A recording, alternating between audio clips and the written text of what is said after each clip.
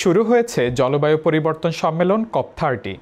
আয়োজক দেশ ব্রাজিলের দিকে যখন সবার মনোযোগ, তখন বাংলাদেশে জলবায়ু পরিবর্তনের প্রভাব কি?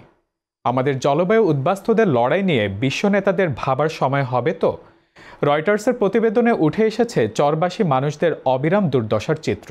বিস্তারিত প্রতিবেদনে।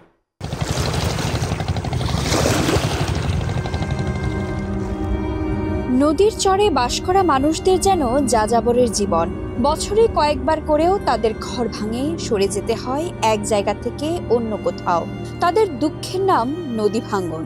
এভাবে বাড়িঘর সরানো যেন চরবাসীদের বাড়তি পেশায় পরিণত হয়েছে। সেই ব্রিটিশ আমলেরও অনেক আগে থেকেই এমনটি তাদের ভাগ্য। বংশ পরম্পরায় পায়ের তলার মাটি হারানোই তাদের নিয়তি হয়ে উঠেছে। ব্রহ্মপুত্র নদের চরবাসী মানুষদের এমন জীবন মেনে না নিয়ে উপায় নেই। নদীর পলি দিয়ে গড়ে ওঠা দ্বীপের মতো ভূখণ্ডগুলো আজ থাকে তো কাল থাকে না। হিমালয় থেকে নেমে চীন ও ভারতের বুক চিরে বাংলাদেশের মাটিতে ব্রহ্মপুত্রের যে স্রোত বয়ে যায়, তার সামনে চরগুলো টিকতে পারে না। ধসে পড়ে বাড়িঘর, ভেসে যায় চরবাসীদের চাষ করা ধান বা মসুরের ক্ষেত। বুক ভার করা এই গল্প একজন দুজনের নয়।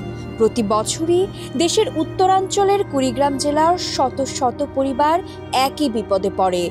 নদীর তীর যখন ধসে, তখন মানুষ তাদের ঘরবাড়ি হারায়, সঙ্গে তাদের জমি, ফসল আর গবাদি পশুও হারায়। ব্রহ্মপুত্র, তিস্তা আর ধরলার মতো নদীগুলো একসময় লাখো মানুষের জীবন বাঁচানোর পথ করে দিয়েছে, আজও দিচ্ছে।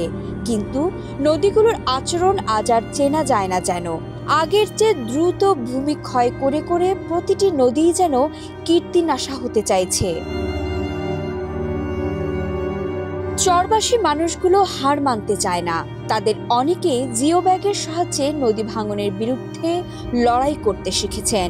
বালি ভর্তি বড় বড় বস্তাগুলো ভাঙনের বিরুদ্ধে নদীর তীরকে শক্তিশালী করে। এই কাজে তাদের পাশে দাঁড়ান জলবায়ু কর্মীরা। দাতব্য সংস্থার সহায়তাও মেলে। এতে চর মানুষের আরেকটু বেশি সময় ধরে তাদের সহায় সম্বল টেকাতে পারছেন। এখন স্বেচ্ছাসেবকদের সহযোগিতা নিয়ে তারা তাদের সন্তানদের জন্য চরেই ছোটখাটো বিদ্যালয় শুরু করার সাহসও দেখান। তারা আশায় থাকেন চরের চারপাশে ভাঙন বন্ধ করার জন্য তারা আরও জিও ব্যাগ পাবেন। সংবাদ মাধ্যম রয়টার্সকে চরের মানুষেরা জানিয়েছেন, চরগুলোতে আগে আরও বেশি মানুষ থাকত, কিন্তু অসময়ে বৃষ্টিপাত এবং নদীর গভীরতা বদলে যাওয়ায় বিপদ বাড়ছে। চরের টিকে থাকা কঠিন হয়ে যাচ্ছে। যদি বৃষ্টিপাতের ধরন বদলে যায় অথবা নদীর প্রবাহের ধরন কোনো পরিবর্তন হয়, তবে তা অবশ্যই নদীর তীর ভেঙে যাওয়া আর ভাঙন বাড়ার উপর প্রভাব ফেলবে। এমনটি বলেছেন পরিবেশ বিশ্লেষক এবং centre for environmental and geographic information সার্ভিসেসের নির্বাহী পরিচালক মালিক ফিদা এ খান। বদলে যাওয়া পরিস্থিতির জন্য তিনি নগরায়নের দিকেও আঙুল তুলেছেন। এটি পলির পরিমাণ বাড়ায়, যা ভাটি অঞ্চলের দিকে বয়ে যায়। দেশের উত্তরাঞ্চলের সমভূমিতে ছড়িয়ে ছিটিয়ে থাকা বালুময় অস্থায়ী দ্বীপ, ওই চরগুলো বাংলাদেশের মাটির সবচেয়ে দুর্বল, সবচেয়ে ভঙ্গুর স্থানগুলোর একটি। সেখানে থাকতে বাধ্য হওয়া মানুষগুলো সব হারান। তারা আবার ঘর বাঁধেন, তারপর আবার সব হারান। নদীগুলো অপেক্ষায় থাকে তাদের যা কিছু আছে সব নিয়ে যাওয়ার জন্য।